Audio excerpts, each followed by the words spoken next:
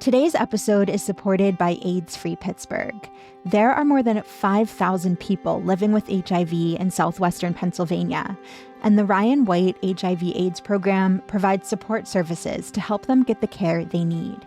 That includes assistance with things like healthcare, medications, housing, transportation, food, and treatment for substance use disorders. Visit aidsfreepittsburgh.org to learn more.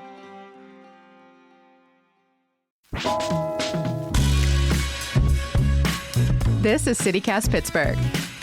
I'm Megan Harris, and here's what Pittsburgh's talking about. Hi, Sophia. Hi, Colin. Hello. Hello. Good to be back. It's been a minute since we have gotten to do one of these. What is something that has brought each of you joy over the last couple of weeks? So I know Pittsburgh loves to complain about the weather, and we've had some pretty gross weather recently, but my gardens are looking so good. All the rain has been beautiful for my plants, and my butterfly bush is popping off. That sounds so nice. I got to go with a treat, obviously. I had the most mind-blowing meal in Pittsburgh at Duo's. The taco place? Well, yes. It's Duo's Taqueria, but it's definitely more than a taco place. Yes, I went for dinner and I had not a single taco. Their tortillas delicious. Had them with some entrees. I gotta say, I guess my expectations were just like non-existent because I've heard great things, but Duolingo, I was still doubtful. But you can put together an amazing restaurant with incredible service.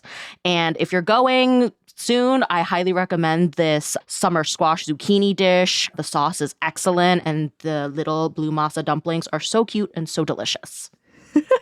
Sophia always coming in hot with a recommendation. I am with CityCast Pittsburgh contributors, forever friend of the pod, Sophia Lowe, and City Paper managing editor, Colin Williams. Welcome back to the show. We're back. We're back in action. Woohoo! We're going to talk today about new ways for the city to keep us on our toes and maybe also make a buck doing it. Some fun new public health hazards we all get to worry about, and at least one that hopefully has been put to bed for a little while, plus this week's win, a loss, and a thing to know. And then on today's members-only bonus segment, we're going to be talking about why, if you have been putting off a medical cannabis card because the drugstore stuff has been plenty for you, our cannabis scene is maybe about to get more complicated. So we're going to get into why you might want to reconsider your choices. If you want to hear that, you do have to join our neighborhood. You can support us and sign up to become a CityCast Pittsburgh neighbor at membership.citycast.fm/Pittsburgh. And this is a great time to join because CityCast is doing a special merch clean out and giving away some awesome extra swag. So if you, like me, love a good Oxford pennant, now is your time to pounce on that pennant or grab a tote bag or a mug. Personally, I would get that mug. It is like diner style, so, you can cosplay being at Pamela's at home. I really love it. You can also, drink your coffee or tea out of it while you catch up on the back catalog of all of our super fun members-only bonus segments. Yes, but if you want a mug, I would say you might want to hurry because when I checked just before we recorded this morning, we had about a dozen left total. So you want to get them while they're here. We are apparently not making more. So if you want that, it's $10 a month or $100 a year. Again, one more time, it's membership.citycast.fm/Pittsburgh. All right, on to the news. Pittsburgh got its first red light cameras this week. There have been some concerns about this, also a fair amount of celebration on the side of the city. We're going to talk about where and how it works, but I'm also going to be honest, I did not realize that we didn't have any already. Also, Colin, your mic is on a weird setting. I'm going to fix that right quick. All right. Well, hopefully you can hear my dulcet tones now. Oh, that's so much better. So anyway, on the subject of red light cameras, you may have noticed red light camera looking objects on various light posts throughout the city. And they're a combination of several different things. A lot of them are for emergency vehicles. There are some that are flock cameras, which have been popping up in a number of Reddit threads here in Pittsburgh recently. And there are also some that are Pittsburgh police cameras and things of that nature. But there are the Zapala cameras, the district attorney ones. Oh, yeah, he loves them. He loves them. But there are actually only 2 red light enforcement cameras that are active in this initial round. So the first 2 cameras to be activated in Pittsburgh are going to be at North Dallas and Penn Avenues. That's like in Point Breeze area near the Frick Pittsburgh Museum. And there is another one that's been installed on Sawmill Run Boulevard and Woodruff Street in Beachview. So These are strategic locations, and there are actually only going to be 6 total that are rolled out this year. So there really aren't that many of these automated red light enforcement devices. We're going to go up to 21 in the next few years. But, I actually drove by the Point Breeze one the other day, and I was kind of surprised about how clearly labeled it was, because as you're driving up to the intersection, there's a little sign on the side of the street saying red light enforced. So I do appreciate that they are at least trying to let me know. Kind of I on the one hand, I just haven't seen it. I'm sure it's out there. Why they chose these two, or I don't know, even their larger list of 21. What is the strategy behind these? Because on the one hand, great, there's only a couple from the driving perspective. Great, there's only a couple to watch out for and try to do the right thing. But on the other, wow, that does keep you on your toes. If you're not paying attention, this is an easy way to catch somebody, I have to assume that some of it has to do with how many people are actually running red lights at these intersections. So in the press release announcing this. But how did they get that data? It's so fascinating. Cameras that were just tracking for fun. Maybe. Well, so Corey O'Connor in a press release announcing these said that there were 759 crashes because of run red lights from 2019 to 2023. And the 6 intersections where they're rolling them out this year had almost 40 of those. There were 39 crashes at those 6 intersections. So it seems to have something to do with just the frequency of crashes. I will also say the Penn Avenue corridor in that area is a little bit hairy. There are drivers speeding, there are lots of lights, and there's, of course, also the wonderful Evergreen Cafe situation with the loading zone used as a parking spot out in front of that cafe. But the other intersections that are going to be seeing red light cameras this year are Anderson Street and East General Robinson Street on the North Shore, Negley and 5th at the Shady Side and Squirrel Hill border, Chateau Street and the West End Bridge, it also kind of near the North Shore in Chateau, and Browns Hill Road and Parkview Boulevard in Squirrel Hill heading toward the Homestead Bridge. So these are all very busy intersections, and they're all intersections that see quite a lot of traffic. But as far as the other 21, I would be curious to see more crash data around those as well. Yeah, and hopefully some comparative data too. Once these have been going for a while, is it making a difference? I would sure hope so. Yeah, I mean, that it's definitely a big part of the city's Vision Zero push. And this is something that the O'Connor administration has carried over from the Gainey administration in continuing to install traffic calming, speed humps, curb bump outs along the new bus rapid transit line that's running through Oakland and Uptown. So it's all kind of a piece of this puzzle. One thing I thought was interesting in all this is that Pittsburgh is actually one of only 17 Pennsylvania municipalities that are actually eligible or allowed by state law to install these ARLE cameras. What? I saw that in a bunch of stories, but nobody explained why. What's the prohibition on municipalities deciding for themselves? I am sure I could go read the state statutes and figure it out, but I was just that's such a weird blanket statement to put out there, but then not explain it. You know what I mean? Yeah, and I was wondering about this too. When I was living in Florida, there were several municipalities that were actually almost disincorporated because they were using speed traps to basically line their pockets and in a sort of corrupt way. So I wonder if this just has to do with prohibiting, several 100-person boroughs from racking up millions of dollars in fines from strategic red light enforcement. I really don't know, but well, municipal cops, or for example, aren't allowed to they can't have I forget what they're actually called, the speed gun. I try not to use gun language, but you know what I'm talking about, the speedometer thing. I don't know. Yeah, where they point it at a vehicle and it gives them a speed estimate, and then that's when they pull you over. State police can use those, but municipal cops in the whole state of Pennsylvania, they're not allowed to. They have to track it a different way, which is also why if you moved here from a different state, you may have noticed you have gotten significantly fewer speeding tickets in the city of Pittsburgh. Yeah, I can confirm that when you cross the Ohio line, there are a lot more stadies along the median than there are in Pennsylvania. But speaking of enforcement, this is not going to result in tickets until October 11th. So through October 10th, there's this warning period essentially for drivers to get used to these things. Even after these red light cameras are operational, police officers will be issuing tickets for $100 per state law, and this will not result in points on your license. So this is not intended to be like a destroy your driving career kind of thing. But to Sophia's point too, there are going to be warnings as they install these as well. So it's not, these aren't being rolled out in this very haphazard way. I have seen some concerns on Reddit about people changing the timing of yellow lights to increase the amount of revenue that these cameras are bringing in, but there doesn't really seem to be any basis on that. Oh, interesting. Shorter? You mean For what it's worth, Reddit is abuzz with speculation about this, like about people shortening the intervals. So skeptical for stuff that is like kind of normal in other places. For what it's worth, I'm going to throw it out there. It's not a violation if you're in the intersection as the light is turning red. So, if you're going through when it's yellow, it turns red, you are not in trouble.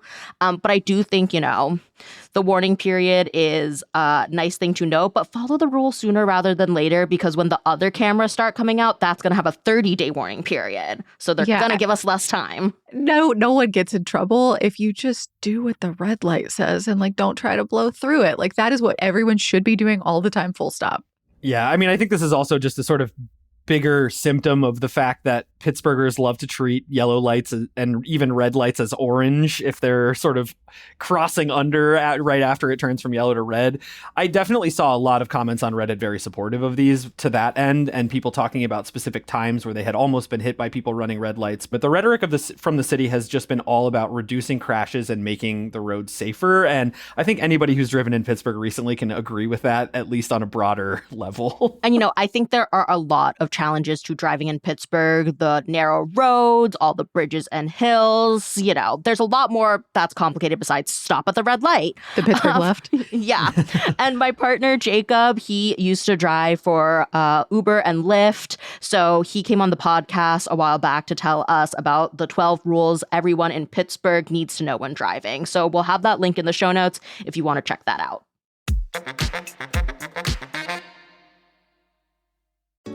CityCast Pittsburgh is brought to you today by Handmade Arcade. If you're looking for a fun way to shop local and discover Pittsburgh's next generation of makers, may I recommend Handmade Arcade's Emerging Craft Market. It's all going down Saturday, August 29th from 9 a.m. to 6 p.m. at the Energy Innovation Center. If this sounds familiar, it used to be called the Spring Market. There'll be 70 plus local emerging artists and makers, all in the first 5 years of their handmade business. It's your chance to discover them early.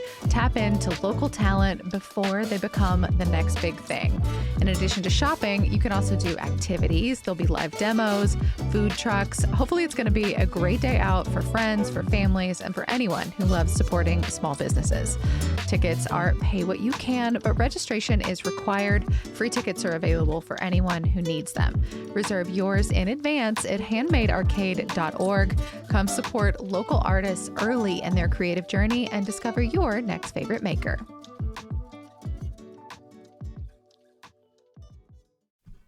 Are you looking for a meaningful night out in Pittsburgh this September? Then join the Propel Schools Foundation for Taste and Toast for K-3 Literacy on Thursday, September 10th from 5:30 to 7:30 p.m. at the University Club. Every ticket helps support Propel Schools' K-3 Literacy program, giving young readers the strong foundation they need for lifelong success. Enjoy signature tastings, handcrafted cocktails, and interactive experiences inspired by Propel's 13 schools, plus inspiring student work celebrating the creativity, talent, and determination of their scholars. And be sure to check out the incredible raffle featuring dozens of prizes and experiences, donated by some of Western PA's favorite restaurants, coffee shops, wineries and breweries, spas, hotels, golf courses, pet care providers, and local attractions. Whether you're discovering Propel for the first time or have supported their schools for years, everyone is welcome. Reserve your tickets by September 8th and join in an unforgettable evening that helps build brighter futures one young reader at a time. Tickets available at bit.ly/PS Taste and Toast. That's bit.ly/PS Taste and Toast. Great food, great drinks, great prizes, and best of all, every ticket helps more children become confident readers. All right, we're going to talk about some public health hazards, unfortunately, that you should probably know about. We will start, and I feel like we all should have seen this coming, and it does make sense, but it's still upsetting. We talked recently about all the complicating factors around deciding whether it is safe to swim in a river in the Pittsburgh region. I feel like my takeaway from that podcast episode, we'll put it in the show notes, was it's not really because of poop water. But we got some real data to back up that feeling. Oh man, this data was a bit of a doozy. So there is now a map that Three Rivers Waterkeeper has put out. It includes a swim guide tool if you're ever tempted by the brown waters of your local creek on a given day. And basically what the data shows is that 55% of some 650 monitoring sites in PA had at least one day of E. coli at unsafe levels in 2024 and 2025. I don't like the at least one because I feel like if it's once, it's probably a lot more. Yeah, and some of these rivers are really bad. Like some of the creeks around Pittsburgh have 100% of their samples showing hazardous levels of E. coli. There were samples taken from the Monongahela near West Homestead and the West End Village that had that issue. About 80% of samples from Sawmill Run had poo-poo in them. And the threshold here, by the way, is the federal EPA's beach action value that's supposed to prevent people from going out when there's like red tide or sewage overflows or things like that. It's basically, this is just, if you needed a sign not to swim in Pittsburgh rivers, this is it. I can also say my partner Jill, and friend of the pod, who has raided our city's pools and appreciates clean water, used to row and has fallen into the Allegheny, and she has said firsthand that it does not smell good. So I think if you were considering swimming in Pittsburgh's rivers, maybe don't. Yeah, if you want to swim in the Allegheny, do it away from Pittsburgh. Do not do it in the city. Yeah, and Colin, I think your point about the creeks around the city too is just like so valid, because I have a lot of friends that like go paddling and kayaking and things like that, and you think maybe that would be better, but like one of my family members fell in and it took him a year to recover from the parasite that got in his body from that situation. No. It was bad. So like it's the E. coli, it's the poop water, but like there's a lot of things living in our waterways because of human choices over hundreds of years. Like we just think deeply about this before you make the choice. Yeah, I mean, I'll add to that, too, that there are some really otherwise beautiful watersheds in Pennsylvania that have been horribly despoiled by things like acid mine drainage, which is also not safe to be exposed to. So, yeah, maybe stay in the kayak next time you're out on the Three Rivers. He didn't mean to fall out in his defense. Okay, moving on. The federal government, you may have seen this earlier this week, changed the childhood vaccine schedule. So President Trump signed this via an executive order. And basically what it's trying to do is push states to change theirs, because I think that is the important takeaway here.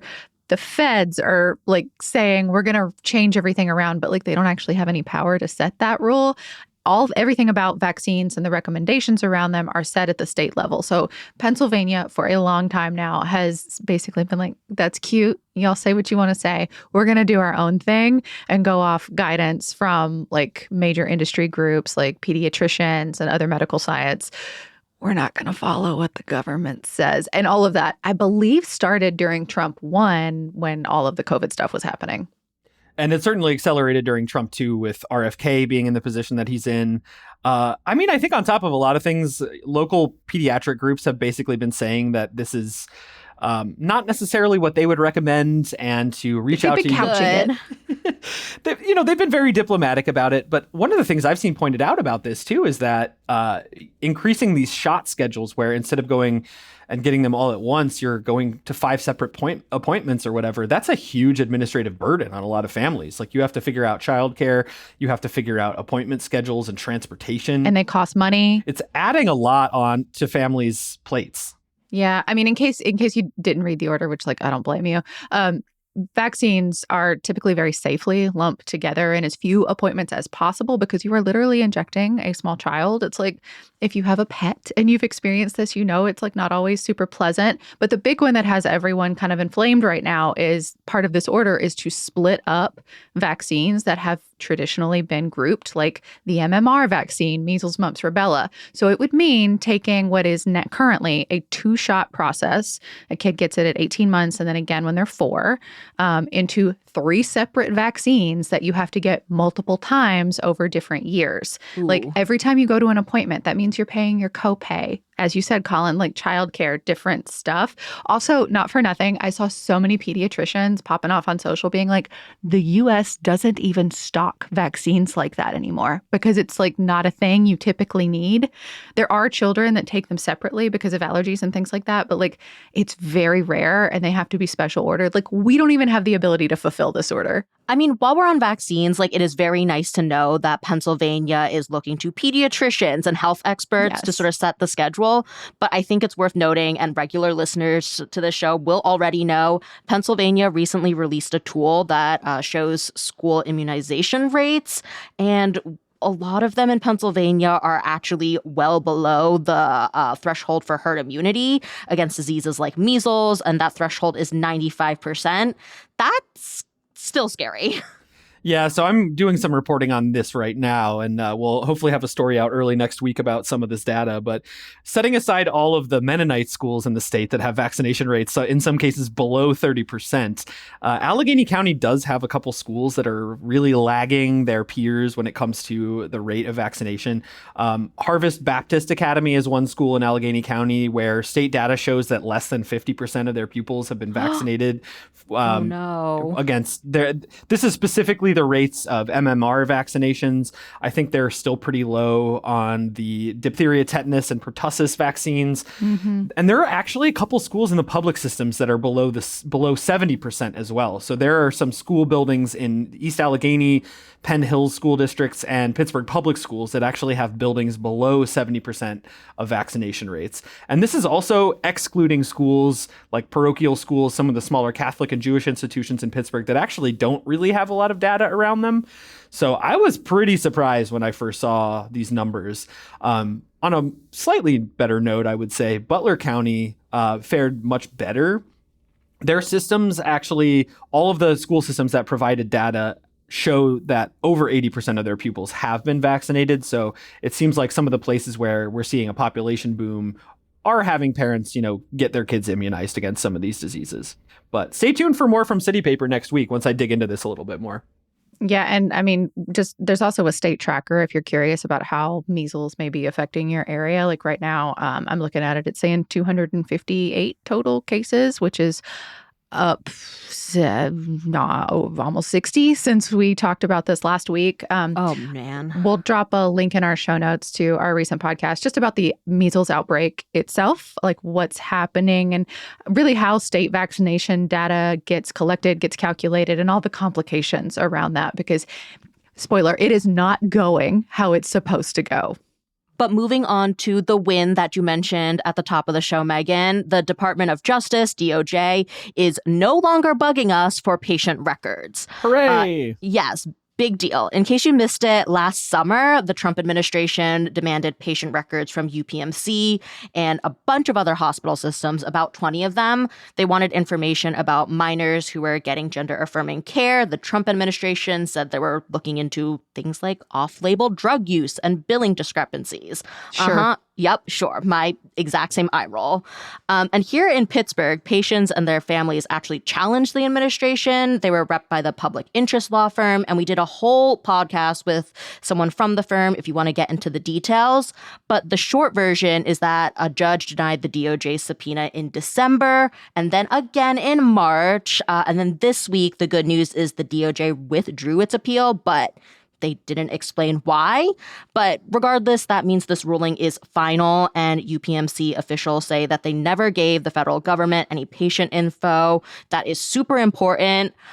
Great news on that front. But one thing I'm still curious about is I know UPMC also stopped providing gender-affirming care to patients under 19 years old. It wasn't directly because of this whole subpoena situation, but it was a response to, the Trump admin's general crackdown on trans youth and threatening to withhold funds to hospitals providing gender-affirming care to young people. And I'm curious, now that the Trump administration seems to be backing off, does anyone know if UPMC is going to reverse that policy? Because I think that truly would be a win. If you know, please let us know. I want to know. But one event, too, this weekend, if you want to support trans youth in Pittsburgh or are looking for that community, there's a Together for Trans Youth meetup at the Soft Spot in Garfield tomorrow. That's from 2 to 4, and they're also collecting donations for care kits, and they're looking for things like trans tape, binders, hygiene and beauty items, all that kind of stuff. You can find out more details about what they're looking for at Together for Trans Youth's Instagram account.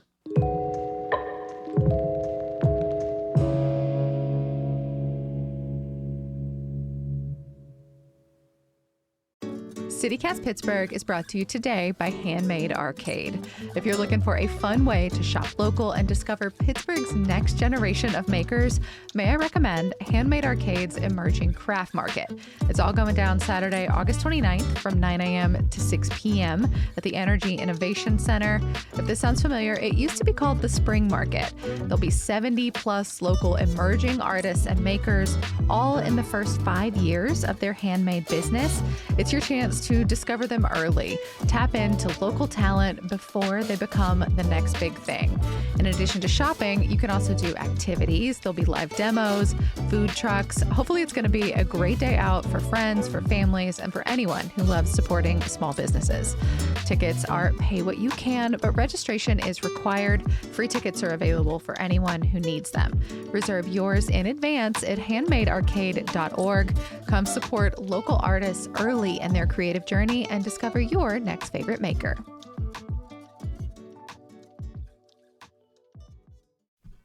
Are you looking for a meaningful night out in Pittsburgh this September? Then join the Propel Schools Foundation for Taste and Toast for K-3 Literacy on Thursday, September 10th from 5:30 to 7:30 p.m. at the University Club. Every ticket helps support Propel Schools' K-3 literacy program, giving young readers the strong foundation they need for lifelong success. Enjoy signature tastings, handcrafted cocktails, and interactive experiences inspired by Propel's 13 schools, plus inspiring student work celebrating the creativity, talent, and determination of their scholars. And be sure to check out the incredible raffle featuring dozens of prizes and experiences, donated by some of Western PA's favorite restaurants, coffee shops, wineries and breweries, spas, hotels, golf courses, pet care providers, and local attractions. Whether you're discovering Propel for the first time or have supported their schools for years, everyone is welcome. Reserve your tickets by September 8th and join in an unforgettable evening that helps build brighter futures one young reader at a time. Tickets available at bit.ly/pstasteandtoast. That's bit.ly/pstasteandtoast. Great food, great drinks, great prizes, and best of all, every ticket helps more children become confident readers. All right, turning now to some neighbor shout outs. It's always like special and fun to do a neighbor shout out while we're also like trying to convince other people to be neighbors because these are the folks that took the plunge. And today's shout out is coming from Megan M. She wants to shout out Stronger Now.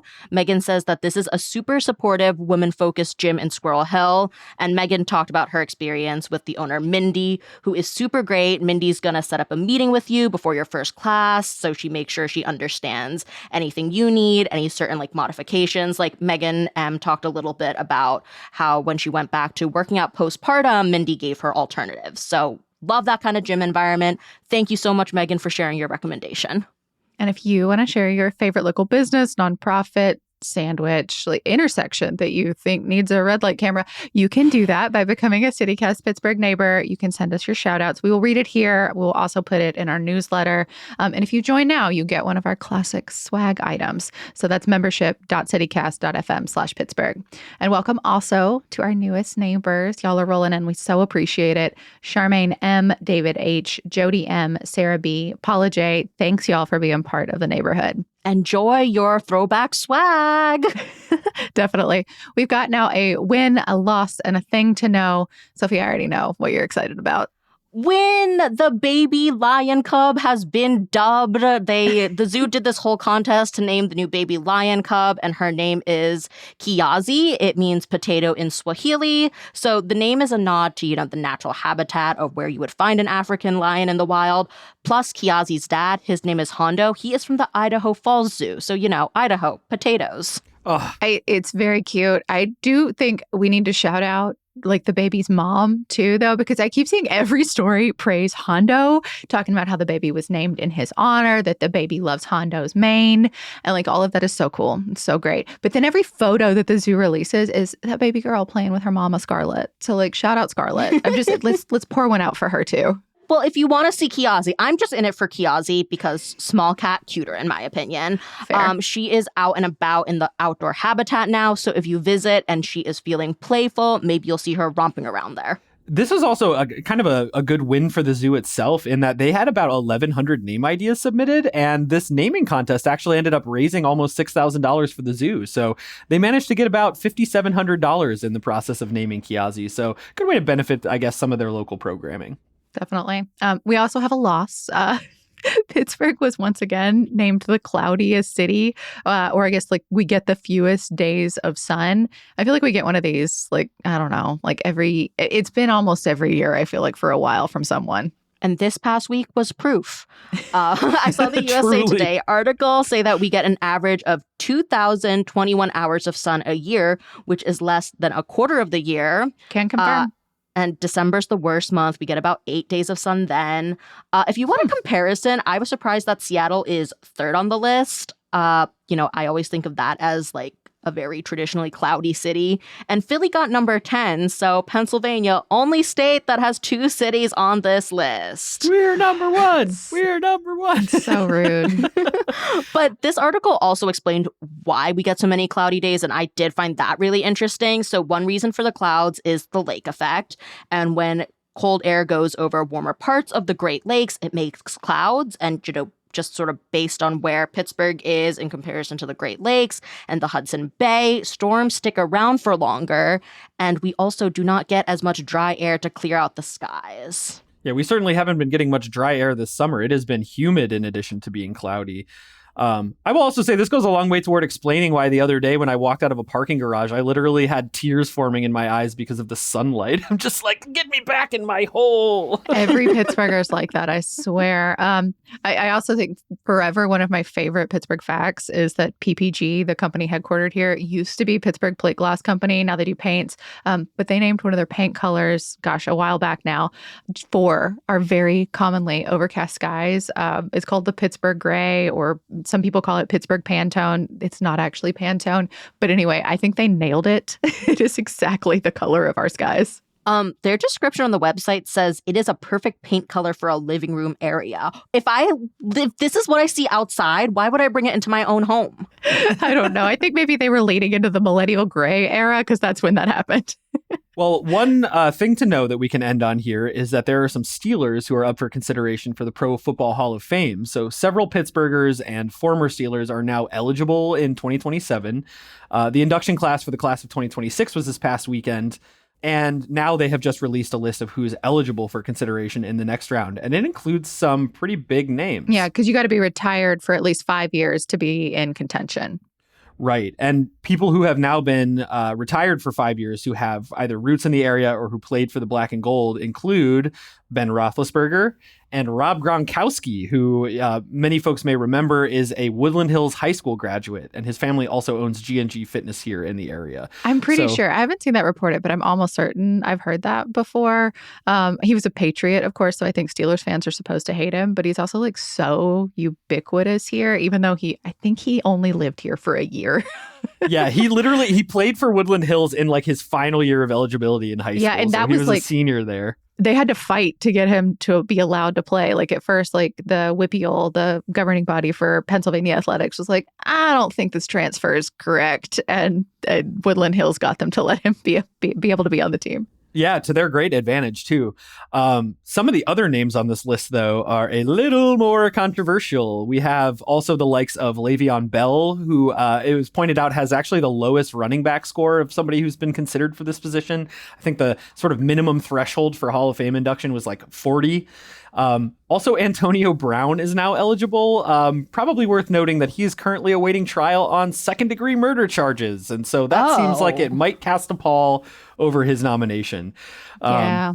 But some other potential nominees, Hines Ward was also a finalist prior to this, but has not yet been inducted. Art Rooney Jr. Also on that list of eligible nominees. Mm-hmm. So because you can, if you don't make it on a given class, you can be considered in future classes, I think kind of indefinitely. So it always means that there's like a large roster of people that can be in contention. Not for nothing, Roethlisberger was also pretty controversial in his day, which we have talked about on a recent pod.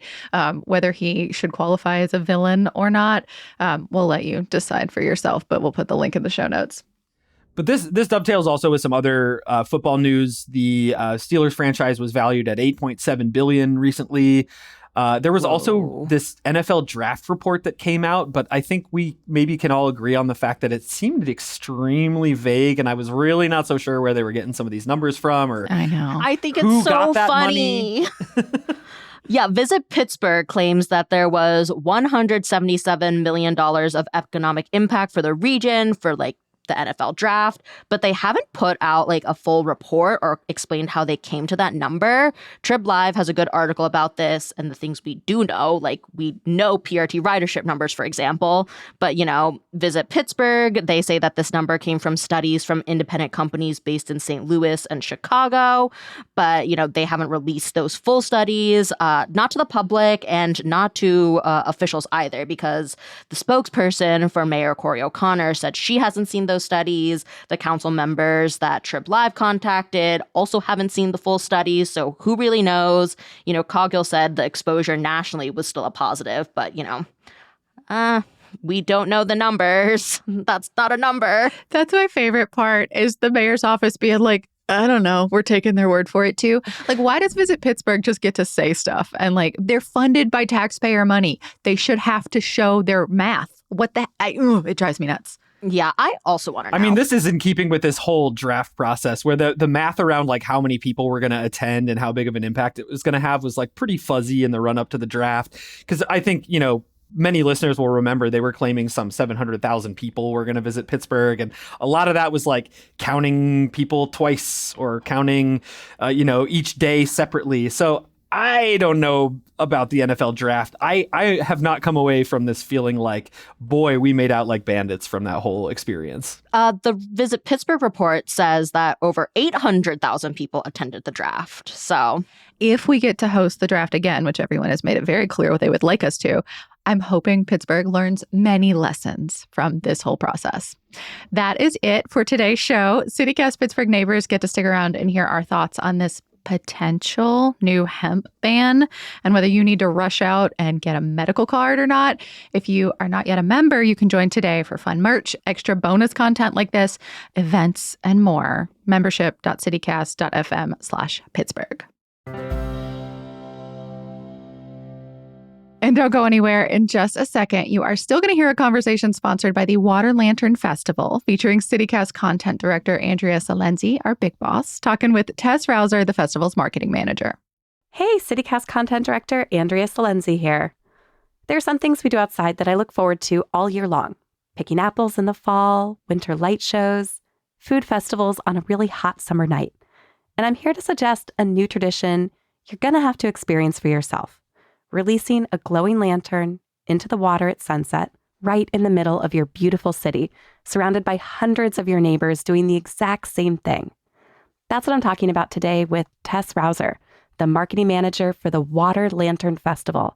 Hey, Tess. Hi, Andrea. How are you? Oh, I'm so excited for folks to picture what this festival really looks like. So the Water Lantern Festival happens in cities all over the country. If you're hearing this, it's coming to your city soon. So for someone who's never been, what is it actually like to be there?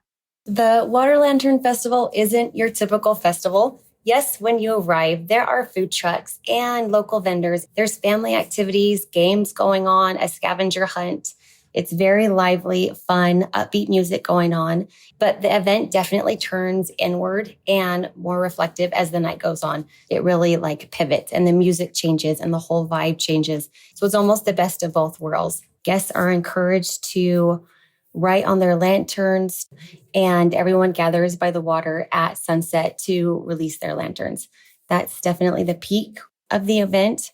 Watching hundreds or even sometimes thousands of lanterns on the water is incredibly peaceful and emotional. People often tell us that it's a moment that stays with them long after the night ends. So everyone who attends gets to personalize their own lantern before releasing it in the water.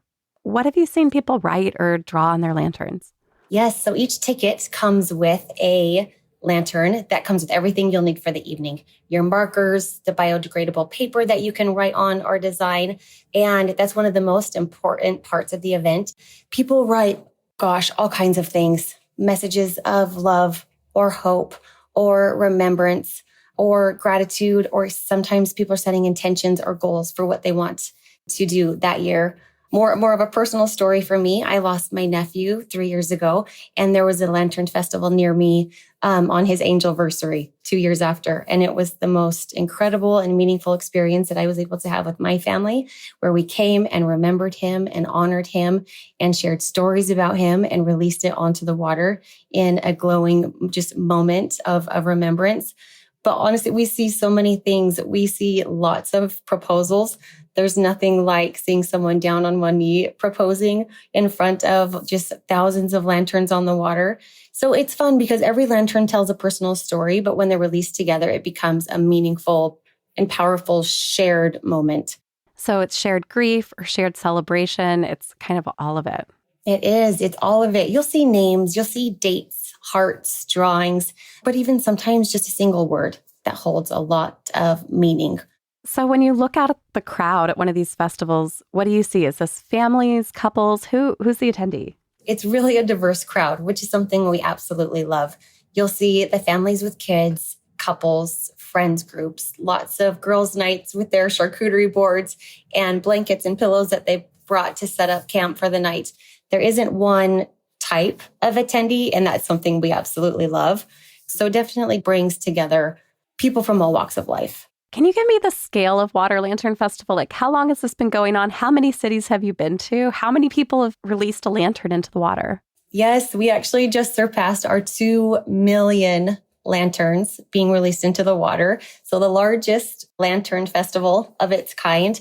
We've been in business for 9 years. So what started as just a small community gathering has expanded and grown to over 175 different cities, nationwide and now worldwide, expanding into Australia, Canada, the UK, Mexico here in a few weeks. So it's really fun to be able to bring this experience of love and hope and connection to the world. Is there anything else someone should know before they get their ticket? Any tips for attending? I'd encourage people to come with an open heart and to give themselves time to enjoy the experience from start to finish. It's not meant to be a fast-paced event. It's meant to slow you down and create space for that reflection and connection. So it's always a good idea to come early so you can still hit the food trucks, the music, the vendors, the booths, the scavenger hunt, but then still have time to sit and personalize your lantern and just take everything in and turn more inward. Tess, thank you so much for being here. Thank you for having me, Andrea. If you want to find a Water Lantern Festival near you and grab tickets, just head to waterlanternfestival.com. You can search for your city there, and it's a good idea to get your tickets in advance since many events do sell out. And for the latest updates, you can follow them on social media at Water Lantern Festival. Thanks for listening. That is all for today here on CityCast Pittsburgh. You can support us by becoming a neighbor. I know we keep saying it, but it really does mean the world to us to hear that yins support us, that yins want to be part of this network we're building. We're really all about building community, and you're part of that. So we thank you.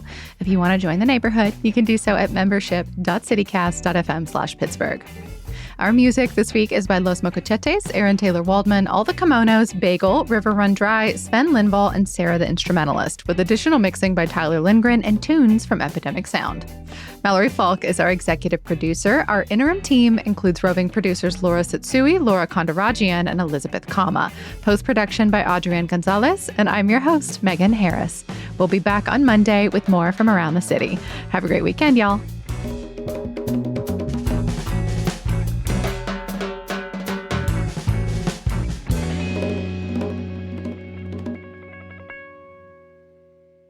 The district judge that made that decision, Kathy Bassoon, writes a denial better than anybody I've ever seen. Like, they're always spicy. They're always so good. She was an Obama appointee. I will be looking it up later.